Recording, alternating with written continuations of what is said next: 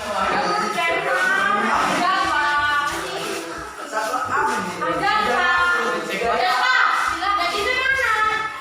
sama Sila. Sama Sila. Udah ditempel.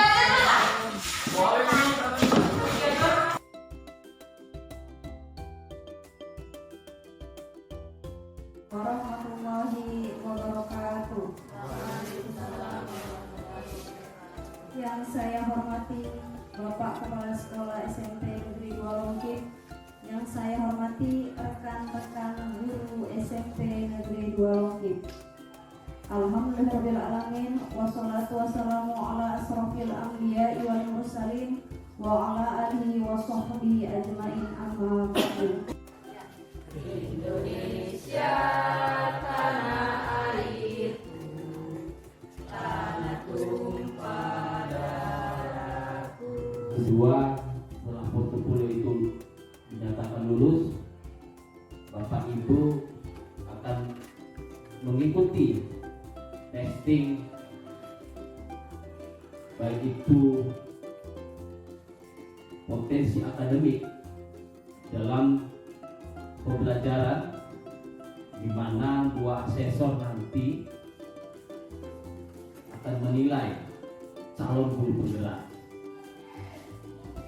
Setelah itu, tahap selanjutnya akan di antara kita sudah 4 orang dinyatakan lulus. Mudah-mudahan di tahun selanjutnya akan terimbas oleh guru-guru yang lain. Perannya juga ikut serta mendorong tenaga pendidik agar menerapkan pembelajaran yang berpusat kepada murid, serta menjadi teladan dan agen transformasi ekosistem. Hakikatnya, setelah nanti Bapak Ibu dinyatakan lulus menjadi guru penggerak, terjadi perubahan yang sangat signifikan di dalam ekosistem pembelajaran di kelas untuk mewujudkan profil pelajar Pancasila. Kurikulum Merdeka itu warahmatullahi wabarakatuh. Alhamdulillah rabbil alamin, wassalatu wassalamu ala asrofil anbiya'i wal mursalin wa ala alihi wa sahbihi ajmain, amma ba'du. Pertama-tama mari kita ucapkan puji syukur kehadirat Allah Subhanahu wa taala yang mana telah memberikan kita kesehatan dan kesempatan sehingga nanti Bapak Kepala Sekolah yang saya hormati, Ibu Wakil beserta Dewan Guru SMP Negeri 2 Longkip. Di sini saya akan memaparkan tentang budaya positif. Budaya positif di sekolah yaitu nilai-nilai dan kebiasaan-kebiasaan di sekolah yang berpihak pada murid agar mereka dapat berkembang menjadi pribadi yang kritis, penuh hormat dan bertanggung jawab. Nah, ini budaya positif. Salah satu yang kita terapkan di sini budaya positif Bapak Ibu dan dasar pertama 5S itu juga salah satu dari contoh budaya positif. Kemudian latar belakang sekolah seyogyanya berusaha menciptakan iklim pendidikan yang mampu membiasakan setiap warganya melaksanakan budaya positif. Pengembangan budaya positif dapat menumbuhkan motivasi intrinsik dalam diri murid untuk menjadi pribadi yang bertanggung jawab dan berbudi pekerti luhur serta berakhlak mulia. Ini latar belakang dari budaya positif tersebut. Kemudian, perumusan masalah dalam upaya mewujudkan budaya positif, guru memegang peranan terpenting. Budaya positif bisa dimulai dari dalam kelas dengan membangun keyakinan kelas, di mana proses pembuatannya melibatkan murid. Murid diberi kesempatan untuk membuat kalimat-kalimat yang memiliki nilai-nilai kebajikan untuk diyakini dan diterapkan agar terciptanya lingkungan positif. Nah, kalau di dalam sebenarnya budaya positif yang di dalam kelas itu yang kita terapkan itu disiplin di kelas. Nah, di sini kita libatkan murid, kita kita buat di situ dulu keyakinan kelas kita. Nah, kita libatkan itu anak-anak. Apa misalnya keyakinan kelas? Gunanya kita buat keyakinan kelas ini Bapak Ibu supaya kita itu salah satu penerapan budaya positif di dalam kelas. Nah, tujuan menumbuhkan budaya positif dengan menguatkan karakter murid. 2. Menumbuhkan nilai-nilai profil pelajar Pancasila pada murid. Nah, tujuan dari budaya positif ini yang pertama tadi menumbuhkan budaya positif dengan menguatkan karakter murid. Ya, dengan kita buat tadi kesepakatan kelas, maka karakter murid itu akan tumbuh. Karena kenapa? Karena kita buat keyakinan kelas itu atas kesepakatan guru dengan murid-murid yang ada di kelas. Karena sekarang pembelajaran sekarang ini kita harus berpihak kepada siswa.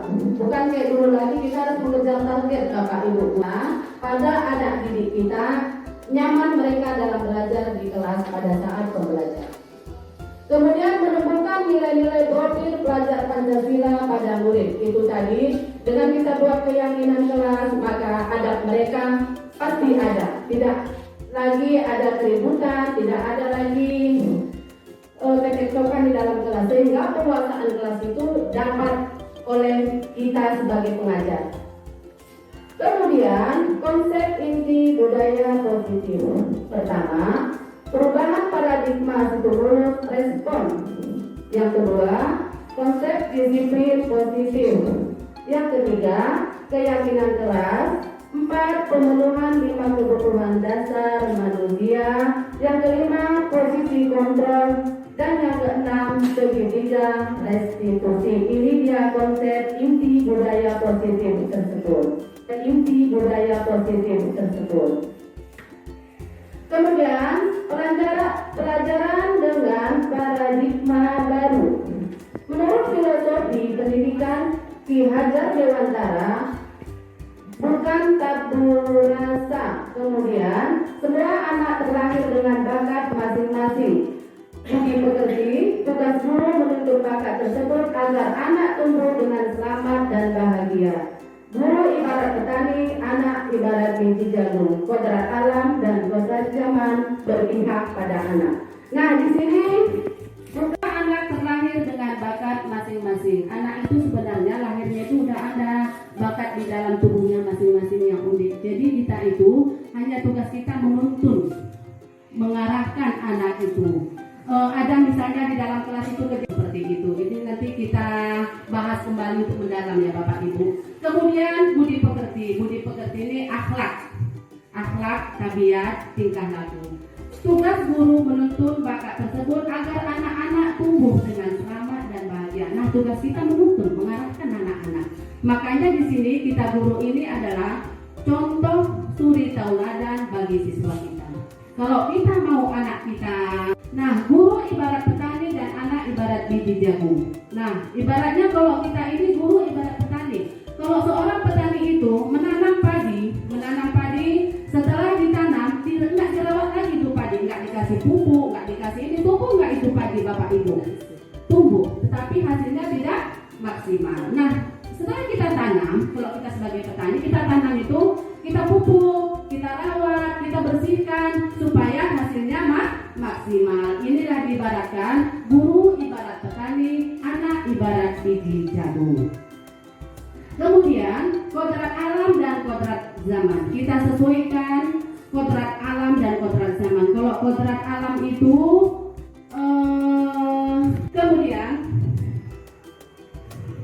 pembelajaran dengan paradigma baru. Untuk membangun budaya positif, sekolah perlu menyediakan lingkungan yang positif, aman dan nyaman agar murid-murid mampu berpikir, bertindak, dan menciptakan dengan merdeka, mandiri, dan bertanggung jawab. Ya, kita ciptakan suasana yang nyaman di sekolah kita.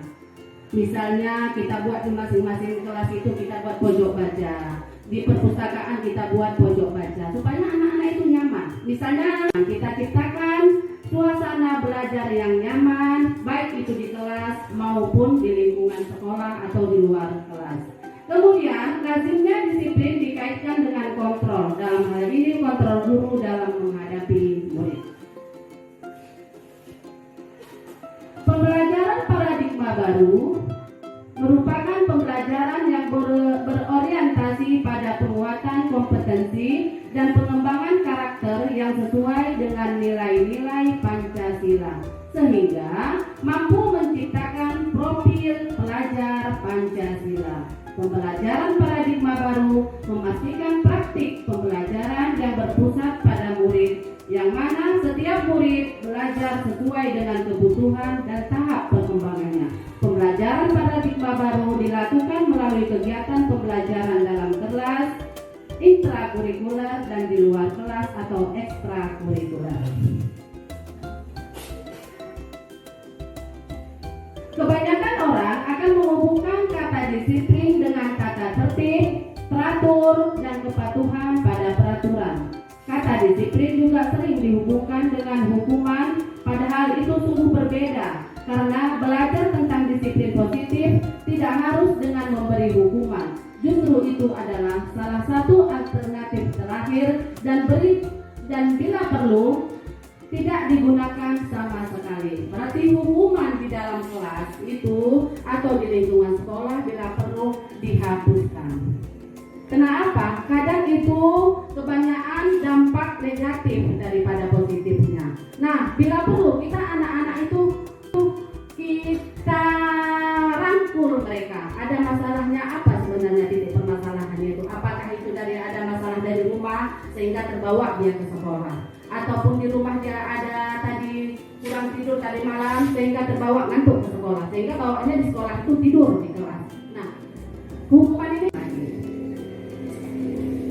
selanjutnya Ki Hajar Dewantara menyatakan bahwa untuk mencapai kemerdekaan atau dalam konteks pendidikan kita saat ini, untuk menciptakan murid yang merdeka, syarat utamanya adalah harus ada disiplin yang kuat. Disiplin yang dimaksud adalah disiplin diri yang memiliki motivasi internal. Jika kita tidak memiliki motivasi internal, maka kita memerlukan pihak lain untuk mendisiplinkan kita, atau motivasi eksternal karena berasal dari luar, bukan dari dalam diri kita sendiri.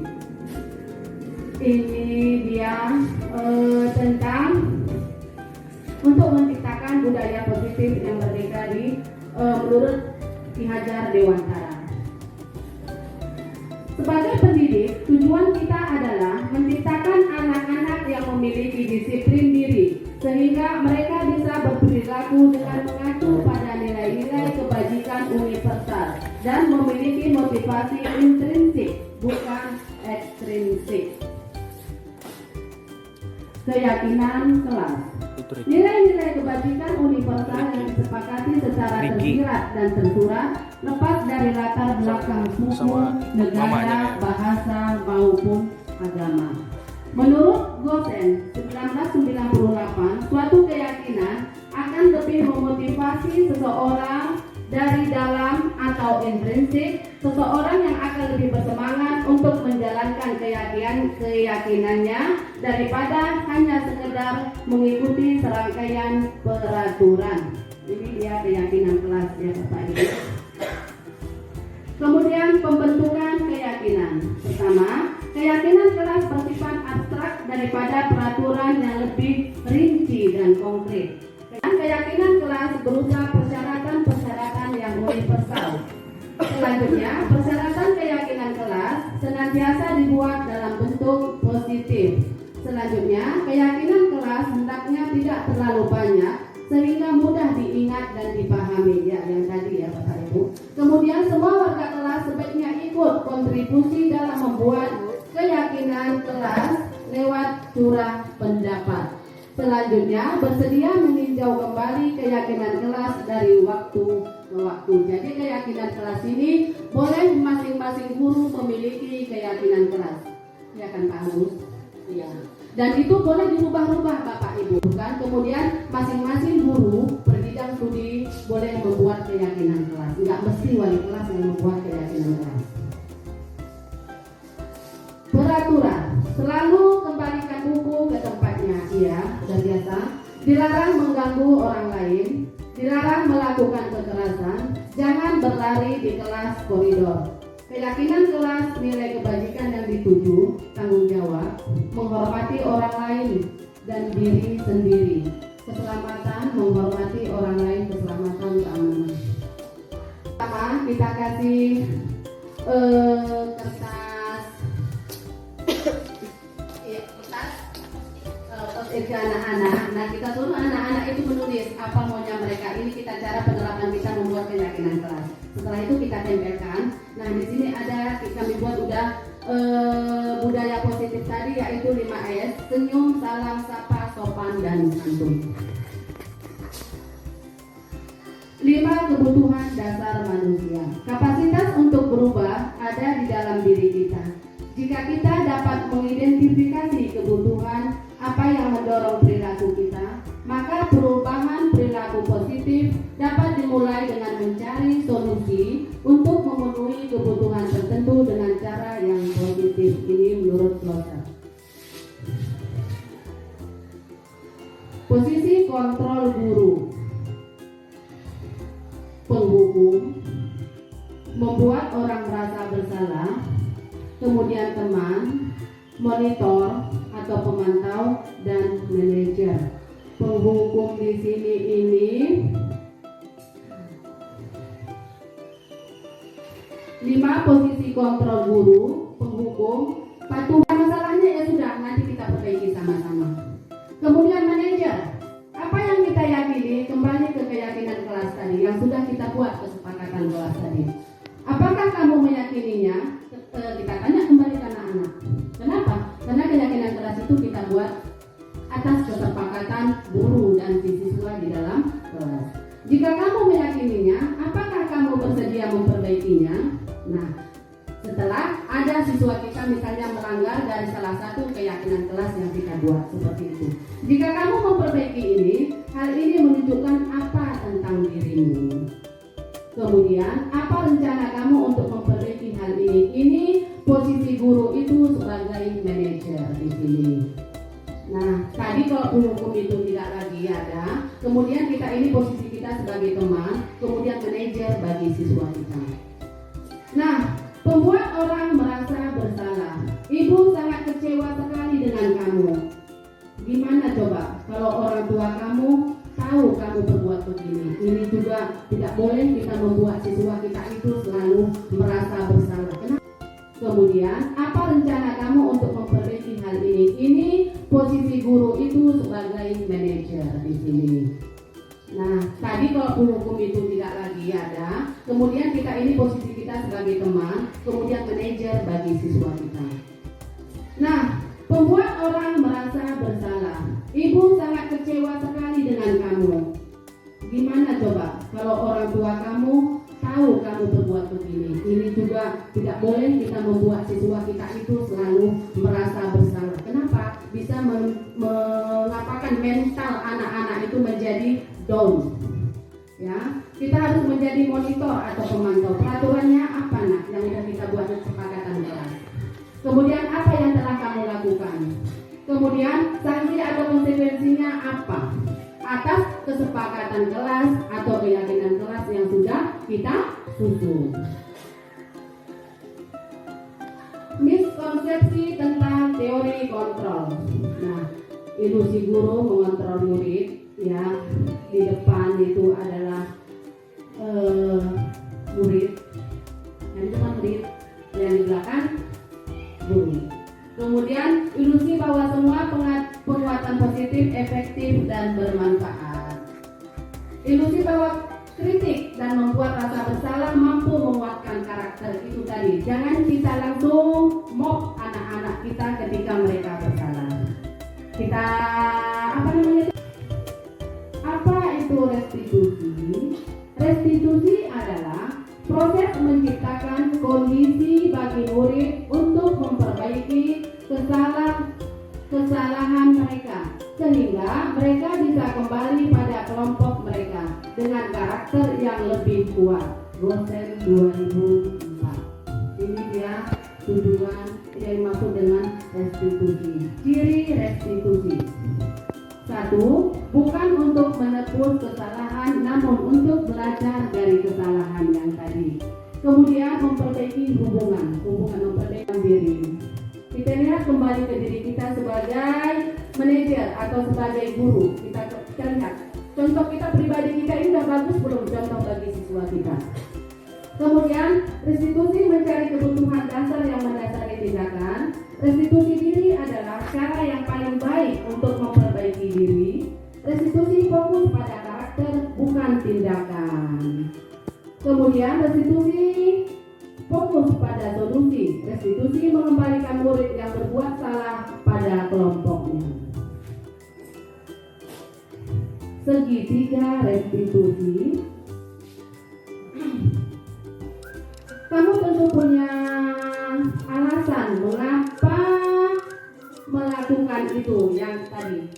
Misalnya anak itu terlambat datang, pasti dia punya alasan kenapa terlambat datang. Jadi jangan langsung buru-buru kita hukum anak itu. Kita tanya dulu, apakah dia memang dari rumah itu ada masalah dari rumah dia, misalnya kendaraannya dibawa dulu sama bapaknya keluar, sehingga kendaraannya itu nyampe di rumah udah jam 8, sehingga kita seharusnya jam 8 itu harus sudah belajar. Sementara anak bergerak dari rumah jam 8, jadi nyampe di rumah udah hampir setengah 9.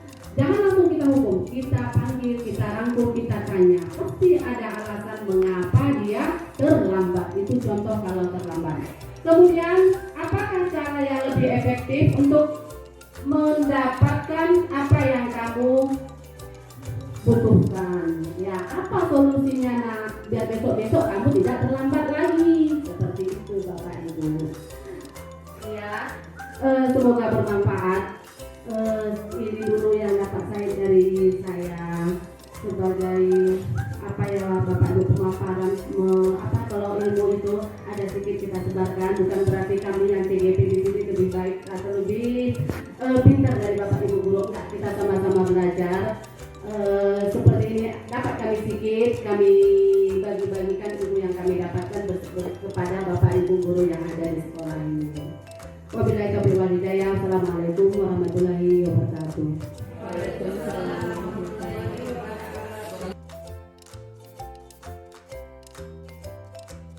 Sehingga kami dapat menjauhnya. Ya Allah, ya Rahman, ya Rahim, jadikanlah ilmu kami ilmu yang bermanfaat. Ajarkan kami apa-apa yang bermanfaat bagi kami, serta tambahkanlah ilmu yang kami.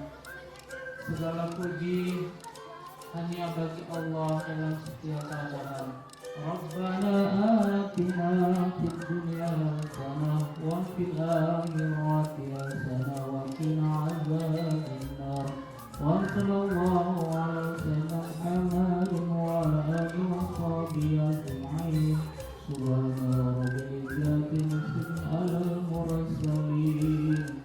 Walhamdulillahi rabbil alamin.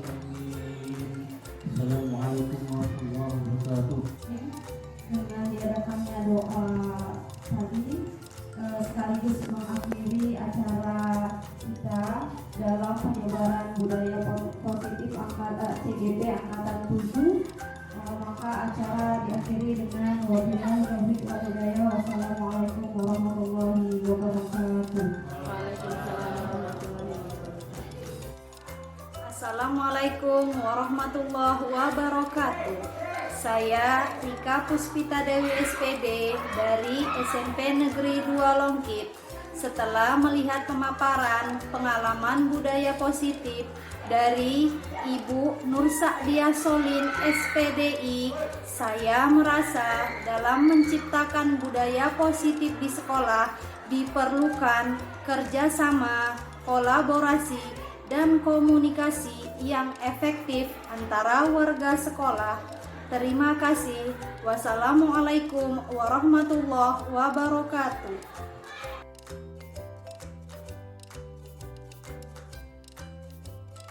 Saya Heri Sunan SPD, Kepala SMP Negeri 2 Longkit, Kota Sulu, Salam Aceh, memberikan testimoni tentang guru yang bernama Nur Sa'diah Solin, seorang guru CGP memiliki semangat juang tinggi, profesional, etos kerja yang tinggi, dapat memberikan warna yang signifikan di sekolah, lalu menjadi fasilitator yang baik di sekolah, dapat memecahkan masalah, dapat memberikan solusi yang terbaik. Assalamualaikum